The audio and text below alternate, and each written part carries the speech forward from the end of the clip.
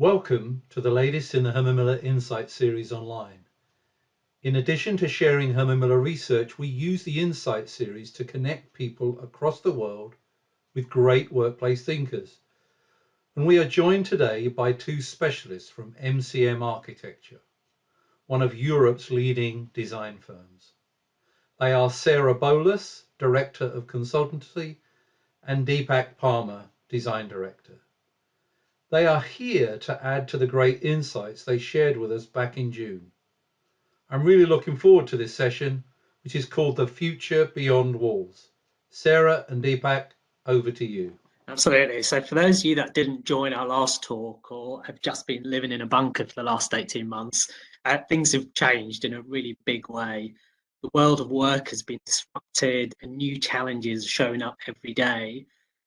From a business perspective, 2021 has been perceived as more difficult than 2020 even. We've shifted from the majority of people working remotely to what now often feels like a rather clumsy version of hybrid working. The workplace, I think we can all admit, is no longer the building we go to between 9 and 5. Therefore, we need to think of the workplace beyond walls and consider the more holistic experience of work. The number one question we're being asked, and one we hope today is going to help answer, is the one on the screen. How do I get my staff back to the office? The resistance to the return to the office is something we actually talked about at our last conversation here at Herman Miller. And it's usually to do with this tension between these two parts of us. So one part really craving and wanting and missing the connection, the socialization, and the sense of belonging when we're around our colleagues, the absence of which has been fueling the great attrition, which has hit the news recently, lots of people leaving and finding new kind of roles. And the other part of us that's really wanting to keep the freedom, the flexibility, and some of the time back that some of us have gained in the last 18 months, particularly here in the UK and the knowledge workers.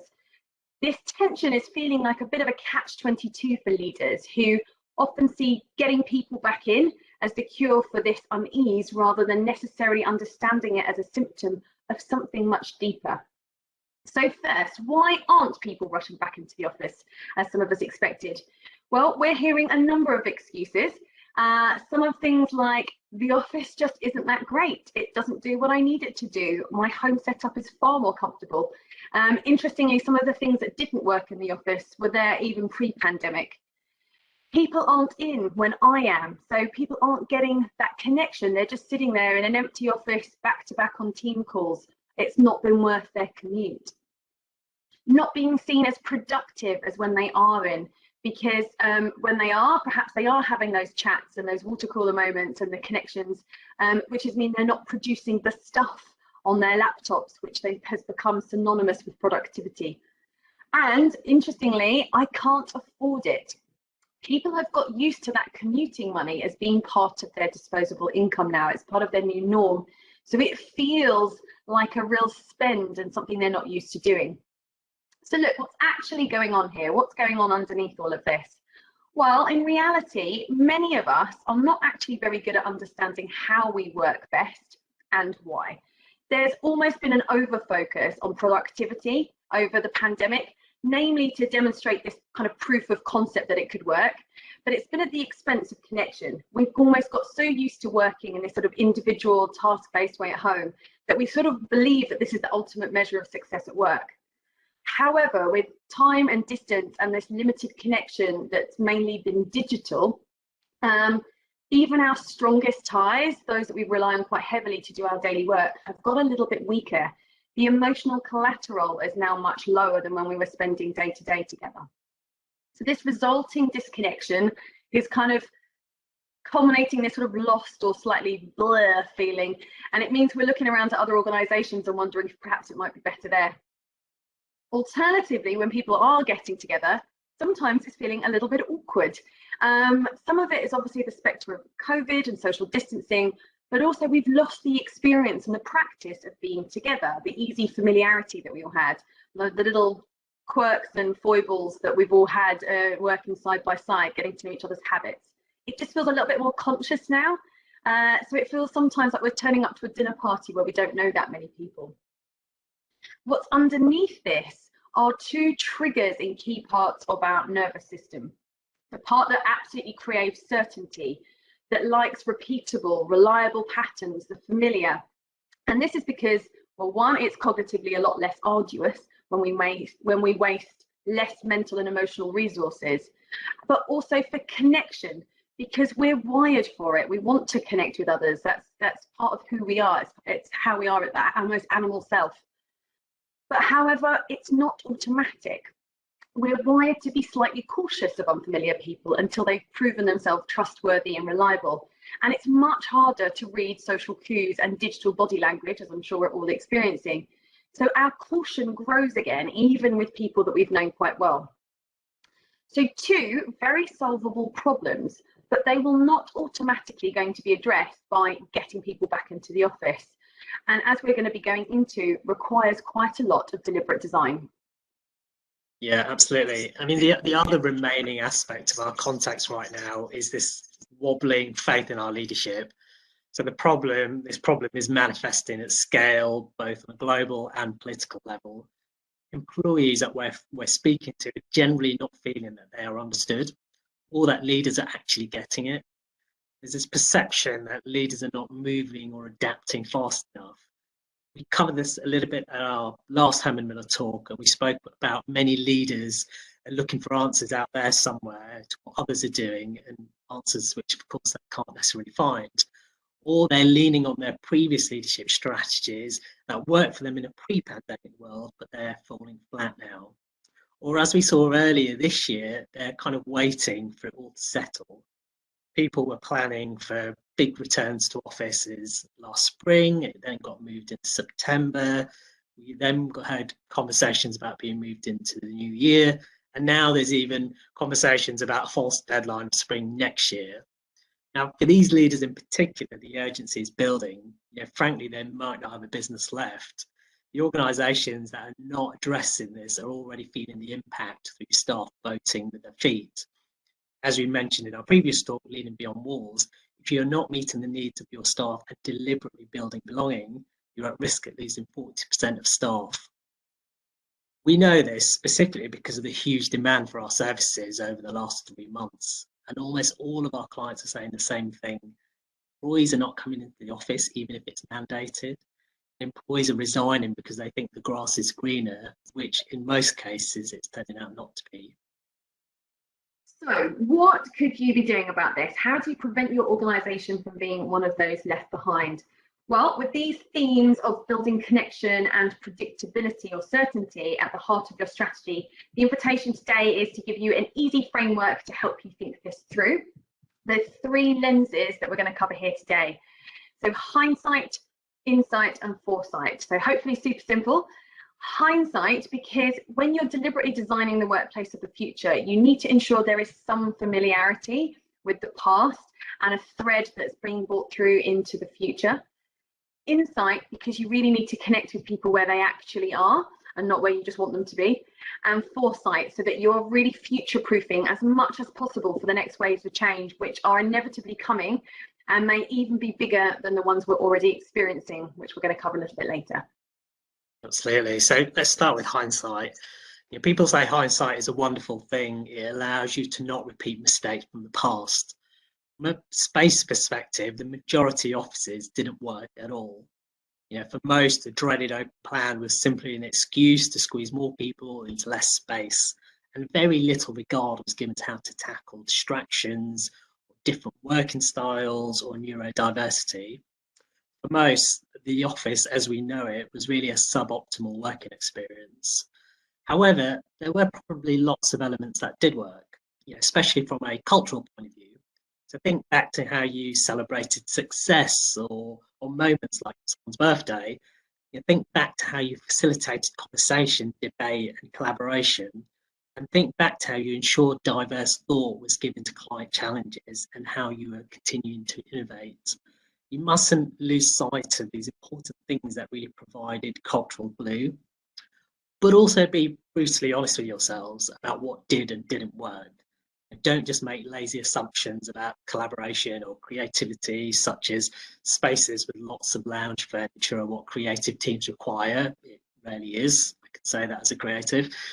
Or bumping into people at the water cooler is the only way you sparked conversation. It probably wasn't. You know, purposefully engage with your employees to get, you know, on the ground feedback on what worked and why and what really didn't. I think over the last year, almost all of our clients have described culture as being broken or watered down. And this is likely to be true. But the task isn't trying to recreate that culture, but realizing the context has changed. And therefore, you need to be deliberately designing towards culture 2.0. The time is over for really looking back and expecting that culture to suddenly reignite by chance. When you do look back, however, you know, do so with the sole intention of understanding what was important to your organisation and people within it, and focus on bringing people together for those reasons, creating a kind of sense of belonging and rekindling those social bonds that have been weakened. All of these deliberate interactions will only enhance and strengthen your new culture going forward. So maybe think about it in this way: if all those strong and weak ties and cultural clues aren't thriving, what new or different platforms do you need to build to allow them to grow? Another aspect of hindsight to recognise and really think about communicating is also what is still the same. We get very focused on what's changed and what's new and what's different, but actually it can be quite overwhelming for people and compound this problem of almost change overload. So the core aspects of your business that remain familiar and predictable, still make sure that you're talking about them. Something as simple as highlighting sameness, particularly if there's a strong emotional thread or nostalgia attached to it, can be incredibly useful and somewhat soothing right now. So definitely worth also bearing that in mind and looking backwards as well as forwards. Yeah, absolutely. So hindsight really is all about grasping what people had an emotional connection to, and rather than just forcing them back into an office will make that happen, create and build these new habits and platforms to allow its survival. Corporate design for sure. Some great comments. Thanks, by the way, everyone. Please do, if there's any questions as we're going through, feel free to type them because we've got some time at the end to pick them up. So moving on to Insight. Many organisations were really great at taking the temperature of their businesses at the height of pandemic. I think most organisations did some sort of pulse survey or workshops or were checking in really regularly. What we're noticing now is when I ask the question, so what's different now to 6 months ago, a lot of organisations don't know. It all sorts of feels a bit awkward at the moment. Everyone's quite tired, burnt out, sort of on a mental countdown till Christmas. And organisations themselves are just feeling a bit lost. A lot of leaders almost don't want to ask the question because they're a bit frightened of what they might find out, particularly if they've already had a number of staff leaving. For many businesses, there's a significant gap between the leadership and the staff on the ground in regards to new ways of working. Now, look, this gap was largely there before. We were already talking about the impact of 5 generations in the workplace, and that Gen Z, who were born between 1997 and 2012-ish, depending on whose definition you're using, were looking for different things from the workplace: more purpose, more flexibility, brands that really speak their language. But it was kind of considered a problem for tomorrow. Well, tomorrow has now arrived. The trend is here. And it now has an established business case, frankly, because there's a new cultural norm where flexible is almost first. So it's going to be incredibly difficult to put it back in the box, so to speak, despite, as you can see, some leaders here trying their very best. So this cultural gap is becoming much wider. And I noticed some comments there about being woke and all of those kinds of things. You're seeing it playing out in the media as well. Now, if the only way to address this is to really engage and understand what's going on, get really curious about how things really are for people and be really honest about what it means. You need to get under the skin of some of these blanket statements that people are kind of making. A great one, for example, of I just really want the flexibility. Now, that's fine, but you could end up designing a way of working that has flexibility in it, but is still potentially not necessarily meeting the needs of the employee. A great one is, well, we're only asking you to come in 2 days a week or 3 days a week. That's loads of flexibility. What the trick here is to listen for the feeling that it is that they want met. And at the moment, the number one thing that we're hearing is autonomy. They say flexibility, what they mean is autonomy, what they mean is choice, what they mean is being in some degree of control over my work style, my workplace, and my work preference. And it's that people are not wanting to give up. But of course, it explains why leaders are very confused, going, well, I gave you some flexibility, you're in for only 2 or 3 days a week, but why is that not good enough? We've got to get really underneath the surface of this to find out what it is that's really at the heart of it. Now, look, leaders are naturally really cautious around asking about this. Right now, it almost feels like staff are feeling a bit too empowered or a bit too entitled. And they feel like they're kind of worried that by asking some of these questions, they're going to, we say here in the UK, opening a can of worms. So the idea that you open something out and it all goes moving away, wriggling away. However, the risk here is if you don't go in there and you don't understand what's going on, the can's going to open anyway, but through more subversive means. For example, like what we're seeing, people making up excuses for not coming in or leaving the organisation anyway.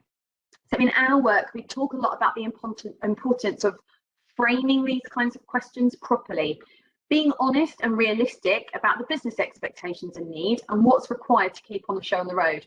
So don't just go and ask, well, what is it you want? What is it you need? Half the time, employees don't actually know themselves.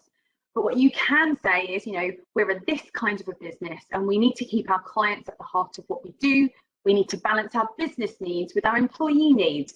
So we want to ask you about these things in order to understand how best to balance. Then you're creating a bit of a container for that feedback that also isn't just kind of opening the doors for a free-for-all, which I know a lot of people are really concerned about. And when you're listening, when they're answering you, notice how differently they're thinking and where the tensions are for them. The one way that we're recommending that you might want to do this is a really interesting mapping exercise of their end-to-end current experience of the working day, both if they come into the office and if they're working virtually. So if you were to map that out, how satisfying is it? How fulfilling is it either way? How easy was it? What barriers were there one way or the other? How hard or complicated is it? When you start mapping the two journeys, if you like, side by side, you tend to see quite quickly why people are making the choices that they're making, and it gives you insight into the kinds of areas that you need to tackle or unblock. Another thing that you might want to consider as part of your solution is that building what we would call a core rhythm in your business. The biggest problem that staff are having is I'm turning up but my team's not there, why did I bother coming in? Or I've turned up and I need to speak to everybody else but they're all at home, so I'm sitting there on Teams calls anyway. What's the point? By deliberately designing a core rhythm, you're getting key people in the business in at the same time. So to give you an example of what we're doing at MCM, we have 2 core days each month. So we have an all hands day, so that's all staff in, that's business updates and general news and connection time as well as a social. And we have an L&D day or learning and development day. So that's when we're scheduling all the training. If you need to see your member of staff, we can schedule it on that day as well. So there is a regular rhythm every 2 weeks of knowing that everybody's going to be in. And then under or around that, we have team rhythms. So my team in consultancy, our rhythm is Mondays. We spend every Monday in person together. And then all the kinds of activities that make sense to do together, we do on that day. And we make a decision about when else we might need to be in the week. Around the outside of that then becomes personal preference, right? So some of us like to be in, around people. Perhaps there's distractions at home that we don't want to be near, so we're choosing to come into the office because that's our preference. And some of us actually, other than those core days, I'd rather be at home, thanks very much. I really liked that flexibility. I want to be able to pick my kids up or whatever else it was. But by establishing that core rhythm, you start to create a bit of a heartbeat back in the business again, which is fundamentally what a lot of people feel like is missing. The flag from us, and by our own experience actually, is you need to put a lot of energy in up front to establish that. It's not just going to happen by magic. If you just leave everyone to work it out themselves, it'll just feel really messy. So deliberately designing that first 60 to 90 days in is really critical, and really create a rich experience. You know, think about social interaction, think about lunches, think about how to entice people back, as well as the day job. You're going to make it worth your while and create some new norms for people that make it so that they're able to come in. Yeah, if you don't start with this thorough understanding of what people need without this insight lens, it's like throwing jelly at a wall and hoping it will stick. The work is actually recognising the gaps and working on closing them. If you do want more resources on this, or you're just not sure where to start, as part of signing up to this Herman Miller talk, you have free access to our Beyond Wall series, where we give you a step-by-step guide on how to do some of this, and a number of tools and resources to tackle it. We'll put the link in the chat after. And also, knowing that people are really struggling, we're also offering the chance to have a 30-minute chat with myself, Sarah, or our colleague Becky to help you unstick this. So we're also running some bespoke sessions that will hopefully help you create this blueprint to just get it off the ground and started. Yeah, feel free to contact us. Honestly, sometimes you just need a virtual coffee and a bit of a chat. So on the last pillar, foresight. So we shouldn't forget that work as an activity is not a place. And therefore, our task now is to design the entire experience of work, of which the office has a large part to play.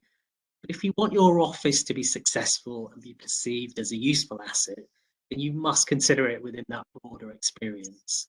A good example of this is the kind of omni-channel world, the retail experience. If I was to shop at Apple, there's a seamless experience between the physical store and the online store.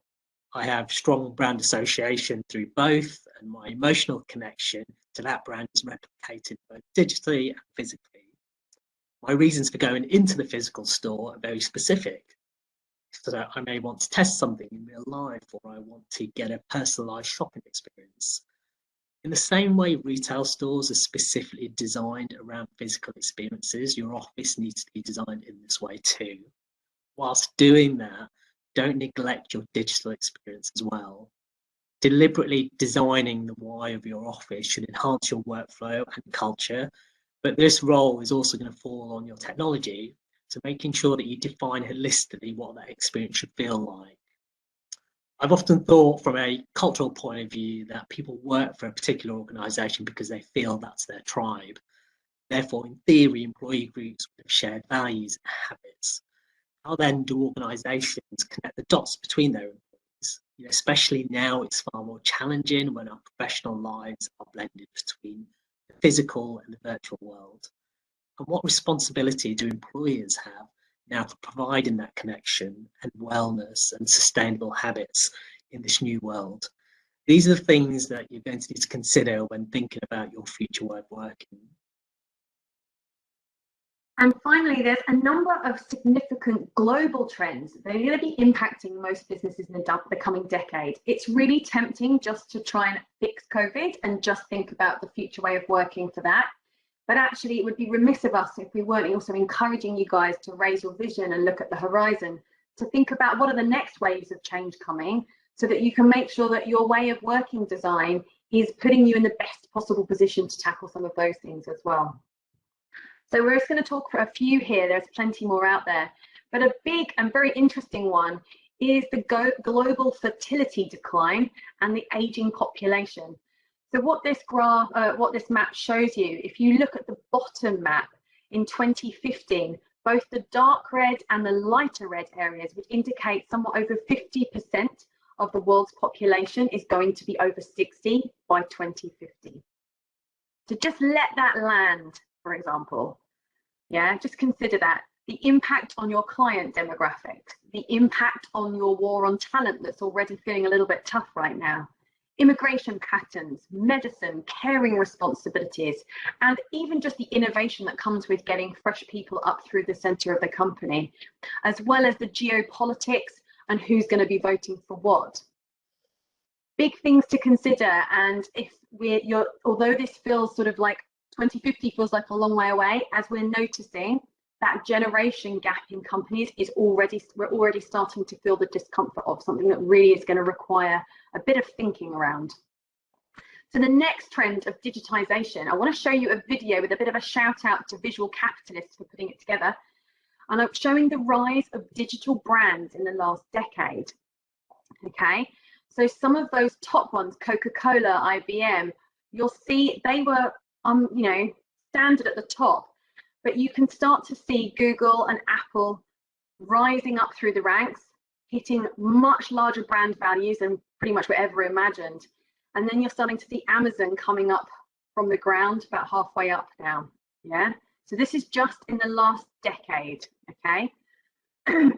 Digitisation is going to be disrupting almost every aspect of our life, from AI and robotics, travel, finance, hospitality, manufacturing, and workplace.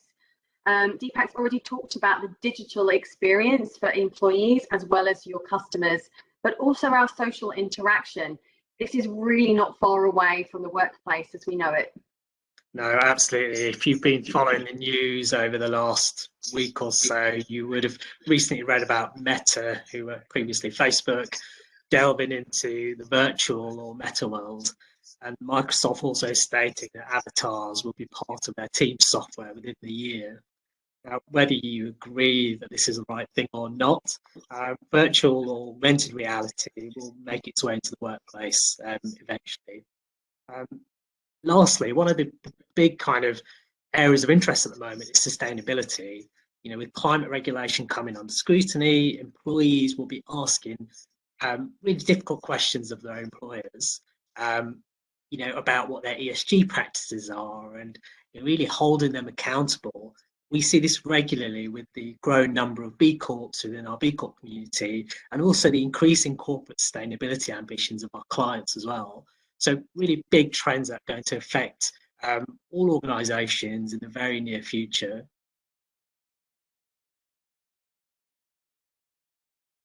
So Foresight is not about trying to predict the future, but it's really recognising the trends that are already in play and really ensuring that you're considering the impact of them as you design your future way of working.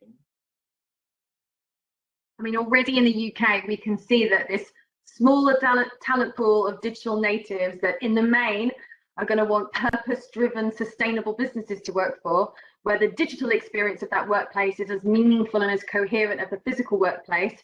You can begin to see the trend and the direction of travel. Now, look, not a problem to solve immediately, but definitely one to be thinking about in your future way of working. So do use our three lenses to really consider your future way of work beyond the walls of the office and also beyond the walls of current mindsets, so that your organisation will be more resilient and future fit than those still just demanding that people quickly get back in on 2 days a week in an attempt to fix this culture problem, which is kind of how it's showing up. Yeah, these three lenses, look, we're not saying they're a magic bullet, but they will give you a rounded and holistic view of what to consider and how. And it's important to remember that you're designing two different and vital things. There's the hopeful future of where you're heading, but almost more importantly, the journey of how you get there that will either bring people on the journey or have them looking for the next exit.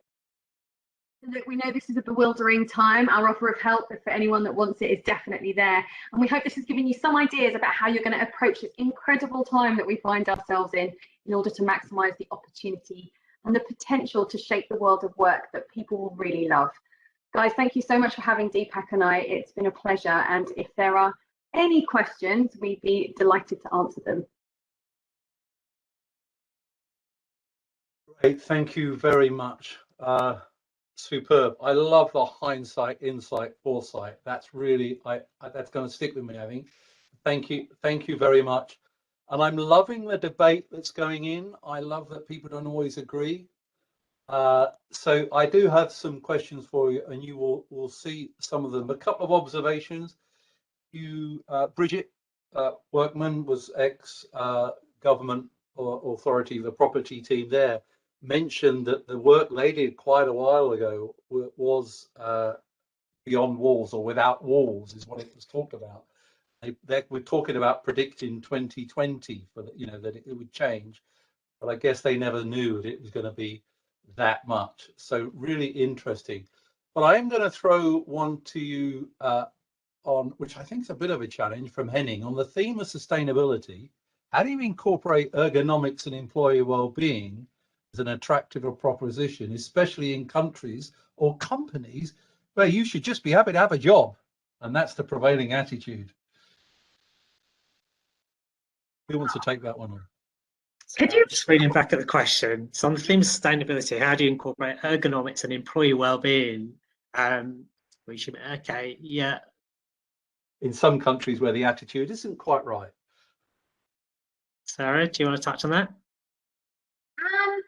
Well, I guess the thing is, it's back to you've got to work with where people are, right? So if the organisation is not there, you're likely to have a tough job selling in the fact that you should be doing it. But the proof is likely to happen in the next few years. You know, the great attrition has already begun. There's been a huge shift, as was predicted, in people leaving to go and find working conditions where they will get, you know, what it is that they're kind of looking for.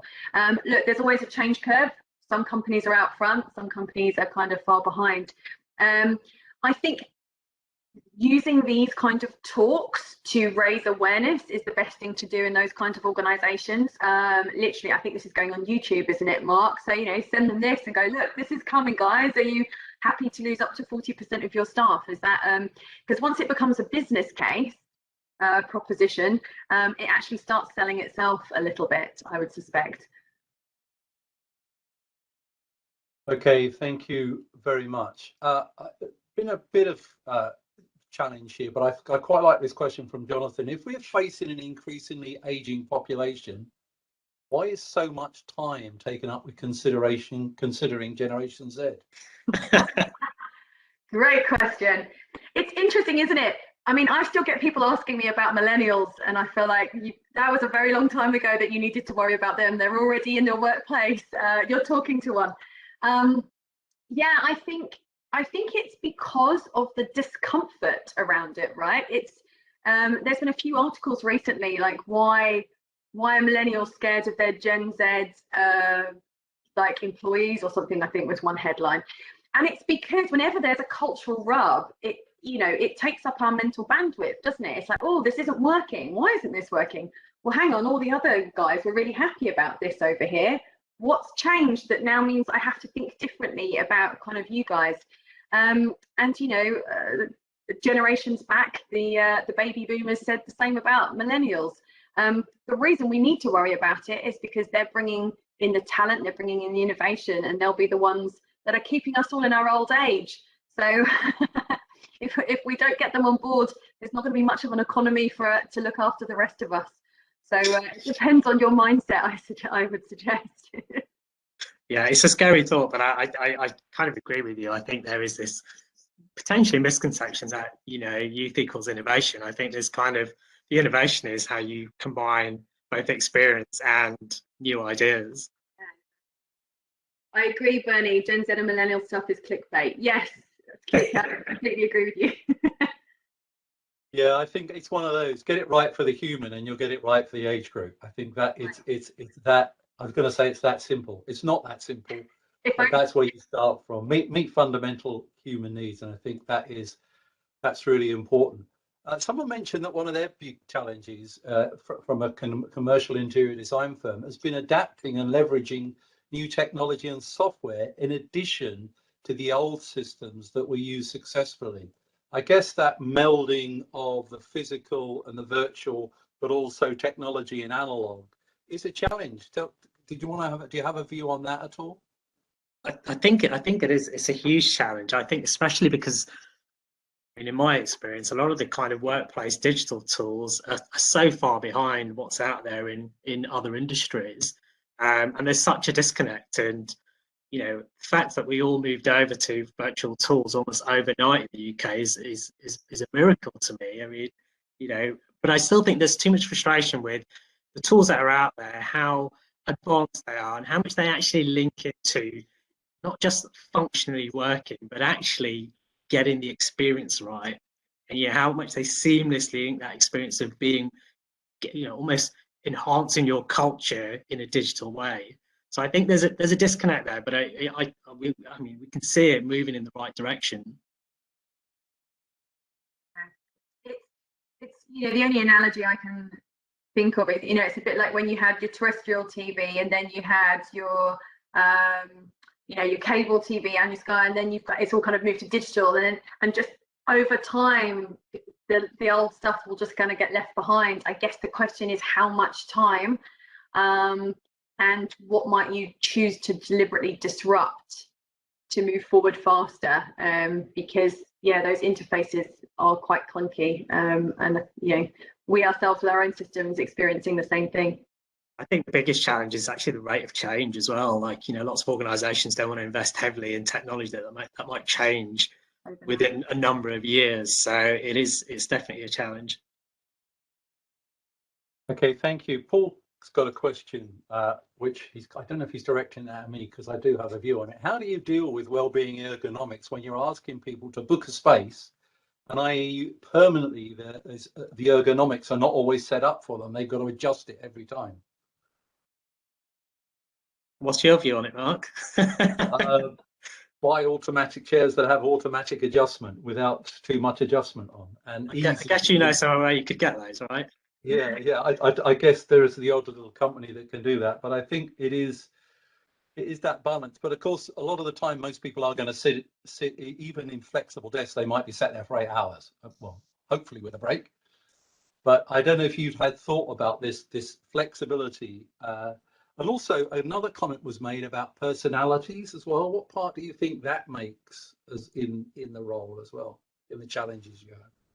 Yeah, really interesting. The personality thing is really interesting. I mean, I think as neurodiversity is sort of more and more a topic of conversation and understanding people's different preferences, you know, this is a great time to have those conversations, right? I think, as Deepak mentioned earlier, you know, open plan offices were literally hell for people. They used to go in there and have to go and do the actual work at home in the evening because they couldn't concentrate.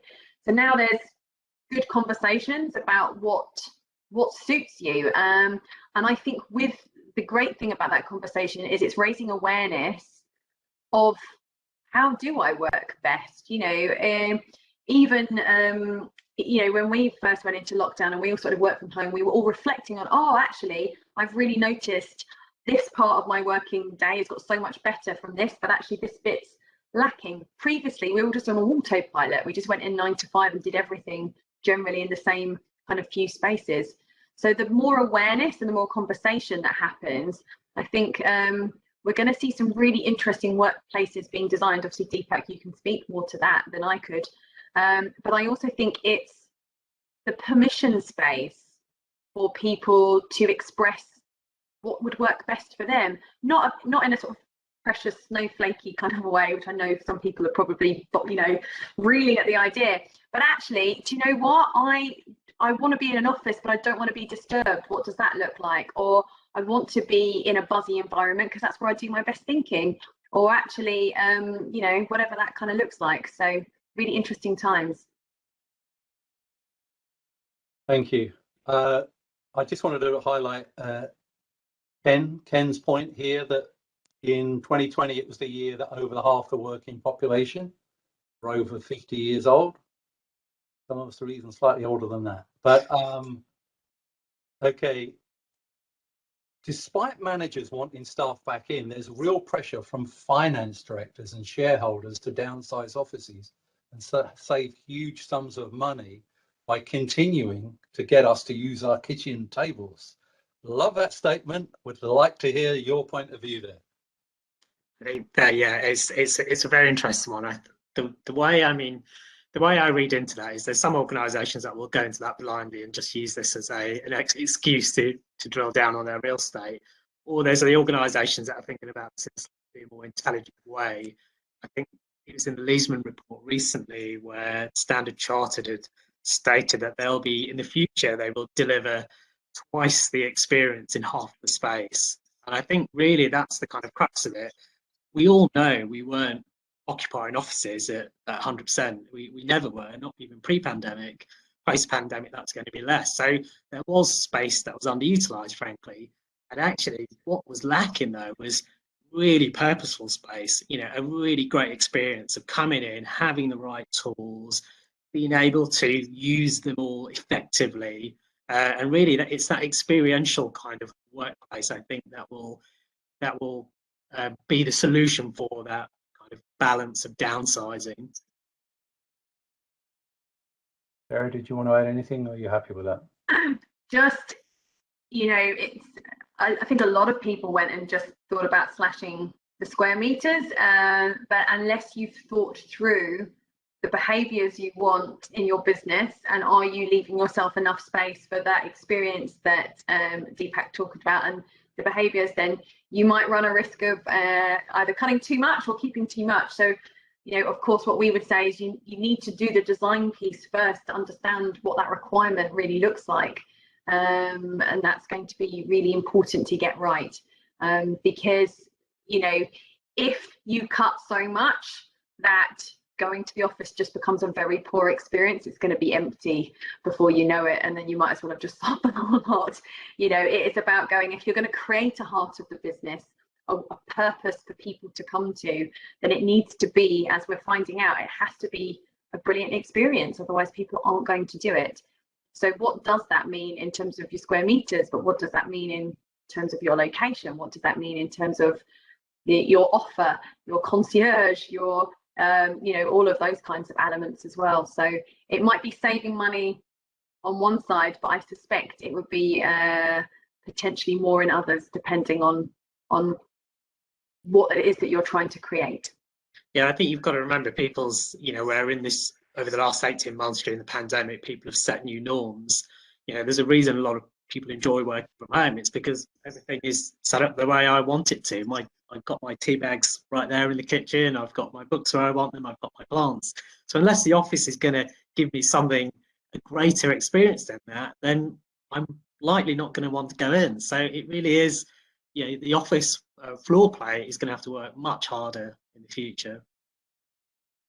And it is interesting to see, and I know good Herman Miller talk will be good enough without quoting Leesman research, but the fact that if you had a great office before COVID, people are more likely to want to go back. And that was always my fear about people returning to the work, to basically, you know, police tape everywhere saying, don't do this, don't do that. You know, that I don't want to go back to that. And that's why people go back home, and kind of that's the memory, not the memory of 18 months ago. So it is a challenge. Now, do you think clients are being honest? Because it's like this question here from Brian. Are you seeing organizations thinking about accessing what jobs can be done in cheaper locations, either locally or internationally? Because if you don't need to come to the office, I need to pay you a London wage. I think that's been in the headlines from day one, isn't it? I think, I mean, there were companies doing that pre-pandemic, right? Like, what could we outsource cheaper elsewhere, and what, and you know, that's a tried and tested model pre-existing the pandemic. And yes, I think there are conversations that are going on there, but I don't think it is just about location. I think it is about some of those other trends that we mentioned as well. You know, digitisation.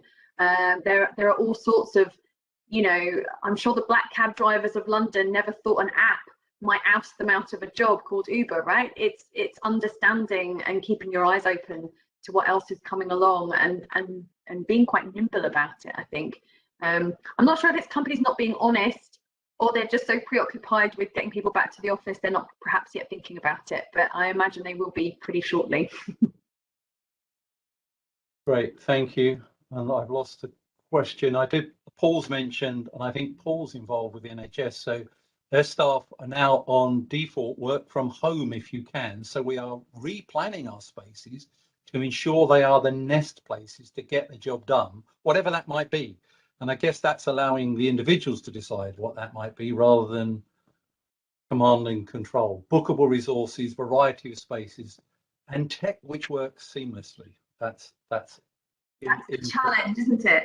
I noticed Jonathan's last comment then, that despite the commonly held view that property is one of the major costs of a business, it pales into insignificance when compared to staff costs. Exactly. And if you know, it's weighing up that profile, isn't it, of saying, well, actually, you know, as we mentioned before, not many organizations could withstand up to 40% of their workforce leaving. So what are we going to be doing to entice people back, to keep people connected, to make them feel like they're belonging?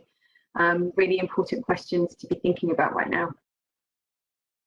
Great, thank you. I just posted, someone who's asked about the benefits of sit stand. I just posted a link to a white paper, absolutely from Herman Miller, but hey, I've got to make most of this. Absolutely. Guys, this has been really fantastic. I don't know if you wanted to add anything to do a roundup. And if anyone is now starting to leave, you'll be taken to a website. It is just a survey website to give Sarah and Deepak marks out of 10. No, not quite that good bad, but do rate it, and do make sure you sign up for our other web. Guys, did you want to wrap up at all? Just a big thanks, actually, Mark. I think that was hopefully people found that really interesting and insightful. But also, if you do want to continue this conversation, we're more than willing to speak to you. I'll chuck a link to our website that should have some resources there for you to have a look at, and some videos that we've done previously around the subject. But thanks all for joining. It's been a pleasure. My pleasure. Thank you so much. Look forward to seeing some of you again soon. Great. Thank you very much. Do stay on and have a look at the thank yous, because that's your applause now. That's the end of your applause. So do that. And thank you, everyone, for joining. In 2 weeks' time, we have a talk from a guy called Rex Miller, who challenges us to say our people have changed. What are you going to do about it? So, because I think he's right. We've all got into new habits. The thought of me working after 6 at night, I don't like that anymore. And I used to do it all the time, you know, so really strange. So thank you, everyone, for joining us. Deepak and Sarah, a big thank you very much. Follow-up email will be with you all tomorrow with all links to everything that we've been referring to. And the video will go online so you can share it with all your colleagues. Thank you very much, Deepak and Sarah. Thank you. Thanks everybody. Bye.